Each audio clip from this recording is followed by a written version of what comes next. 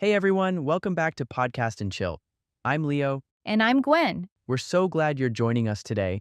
Today, we're diving into something that can really change your life habits. Habits are the small things we do every day, but they add up and shape who we are.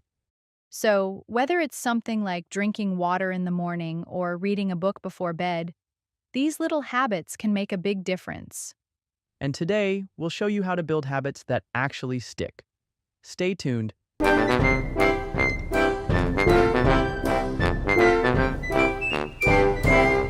So, Gwen, why are habits so powerful?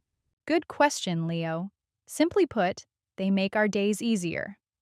Hmm, I'm not sure I get what you mean. Well, when something becomes a habit, your brain doesn't have to make a decision. How come?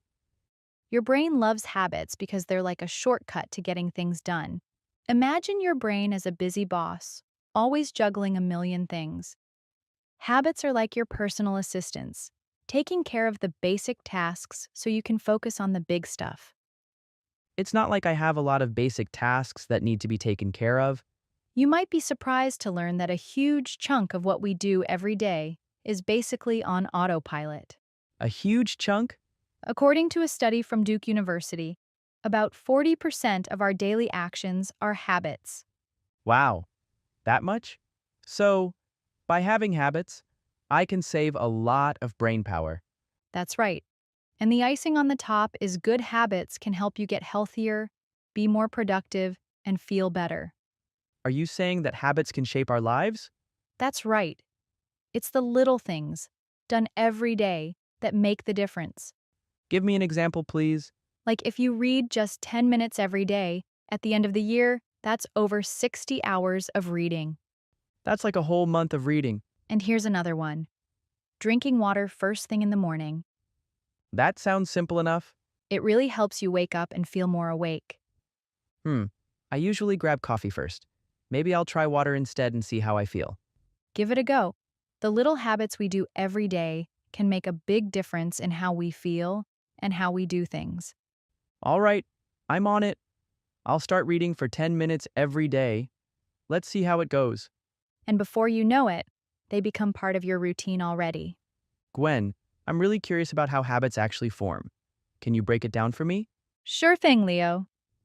Habits are formed through a simple loop: cue, routine, and reward. A loop? What's the cue then? The cue is like a trigger or a sign that gets things rolling. For example, when your alarm goes off in the morning, that's your cue to get up. Oh, I see. So then comes the routine. The routine is what you do after you get the cue. So when your alarm rings, your routine might be jumping out of bed and doing some quick stretches or exercises to get your day started. Got it. And then what's the reward? The reward is the payoff after you do the routine. It's like the good feeling you get when you're all stretched out and ready to go. You feel awake and energized. So it's like a cycle. The cue gets me going, the routine is what I do, and the reward is how good I feel afterward. That's right. And the more you repeat it, the easier it is to stick with it. Wow, I think I'm finally getting the hang of how habits work. But let's admit that taking up a habit is not easy. You're right, Leo. The key is to start small and be consistent. Don't try to dive in with a huge goal right off the bat. How do you do that? For example, if you want to work out, don't set a goal of an hour every day. Start with just 10 minutes. 10 minutes? That doesn't sound so bad. But will it actually make a difference? Of course, a study by Dr. Philippa Lally at University College London found that consistency is what makes a habit stick. So, it's all about doing it regularly, even if it's just a little bit at a time? Yep. Think about brushing your teeth. Nobody needs to remind you, right? That's the power of consistency. Well, yeah, that's true. I never miss it. That's it.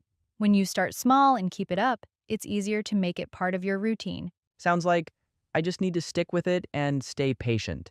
I can do that. Sure, you can. And so can you, our dear listeners. All right, Gwen, let's go over some new vocabulary for today. First, icing on the top. It means something extra or special, that makes a good situation even better. For example, the surprise party was great, but the cake was the icing on the top. Second, get the hang of something. It means to learn how to do something well after some practice. For example, it took me a few tries, but I finally got the hang of cooking pasta. Third, take up something. It means to start doing a new activity or hobby. For example, I decided to take up painting as a hobby. Fourth, right off the bat. It means immediately or as soon as something begins. For example, he understood the problem right off the bat and started solving it. Finally, keep it up. It means to continue doing something. For example, you're doing a great job, keep it up. Now, let's discuss two questions about our topic. First question is, why do you think breaking tasks into small steps is important for forming habits? It is because breaking tasks into smaller steps makes it easier to start and stay consistent without feeling overwhelmed. That's a good point. The second question is, if you want to build a new habit, how would you start? I'd start with a small, easy task and do it regularly until it becomes part of my routine. What about you, listeners? Share your answers in the comment section below. Hey Gwen, I've got this bad habit of checking my phone first thing in the morning. How do I kick that? That's a tough one. But here's the thing, you don't have to cut it out completely. How can I even do that? Try replacing it with something better. Replace it? How does that work? Well, you could switch it up by doing something else, For example, like drinking a glass of water and taking 5 minutes to breathe deeply. That'll help you kick off the day on the right foot. so you mean instead of just trying to stop the bad habit, I should fill the gap with something better?